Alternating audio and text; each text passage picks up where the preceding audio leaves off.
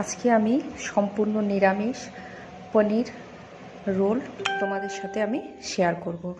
তো এখানে আমি 2 কাপের মতো ময়দা নিয়ে নিয়েছি, ওখানে একটু নুন আর তেল, রিফাইন তেল দিয়ে আমি ময়দাটা ভালো করে মেখে নিব।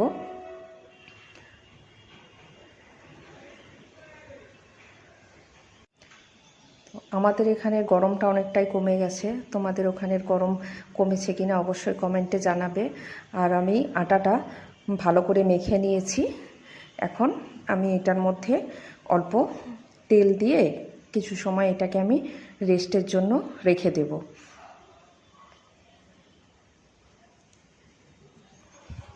দেখো, তেলটা ভালো করে মাখিয়ে রেস্টের জন্য রেখে দিলাম। এখন আমি এখানে কিছু পনির নিয়েছি, পনিরটাকে একটু লম্বা লম্বা করে কেটে নেব। আর নিরামিষ দিনে তোমরা এটা বানিয়ে খেতেই পারো বিকালে টিফিন টাইমে। আর এখানে আমি ক্যাপসিকামটাও একটু লম্বা লম্বা করে কেটে নিচ্ছি, কারণ নিরামিষ দিনে কি খাবো, মানে পেঁয়াজ ছাড়া তোমার এটা অবশ্য খুবই সুন্দর লাগে।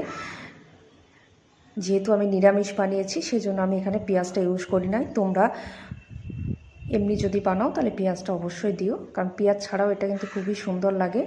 তোমরা একবার অবশ্যই ট্রাই করে দেখবে যেদিন তোমরা নিরামিষ খাও, কারণ বিকালে খাওয়ার টাইমে কী খাবো কিছু খুঁজেই পাওয়া যায় না।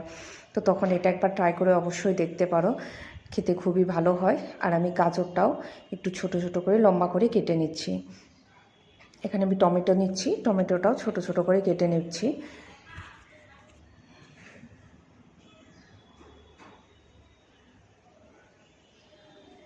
তা আমার ভিডিওগুলো তোমাদের কেমন লাগছে অবশ্যই কমেন্ট করে জানাবে। যদি ভালো লাগে তাহলে একটা লাইক করে দিও। আর এখানে আমি লঙ্কাও নিয়েছি, লঙ্কাটাও ছোট করে কেটে নিয়েছি। তো দেখো, আমার আটাটা একদম সফট হয়ে গেছে। তো এখন আমি এটার মধ্যে ছোট ছোট লেচি বানিয়ে এখন আমি রুটিটা বেলে নেব।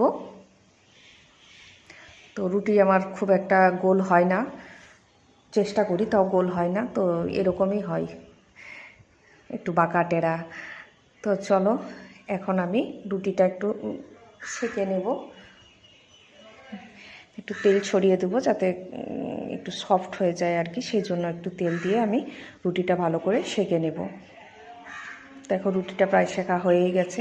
এখানে আমি একটা মশলা তৈরি করছি, ওখানের মধ্যে আমি ধনে গুঁড়ো, জিরে গুঁড়ো, লঙ্কার গুঁড়ো, সয়া সস আর টমেটো সস দিয়ে একটু ভালো করে মিশিয়ে নিলাম। এখানে আমি যে টুকরো করে পনিরগুলো কেটে রেখেছিলাম সেটা আমি এখানের মধ্যে দিয়ে দিলাম। আর যে মশলা একটা বানিয়েছিলাম সেই মশলাটাও আমি দিয়ে দিলাম। এখানে অল্প আমি জল দিয়ে দিয়েছি, দিয়ে এখানে আমি গাজর কুচি, ক্যাপসিকাম কুচি, টমেটো কুচি আর কাঁচা লঙ্কাগুলো আমি দিয়ে দিলাম। দেখো, দেখতে কিন্তু খুব সুন্দর লাগছে, একদম পুরো কালারফুল।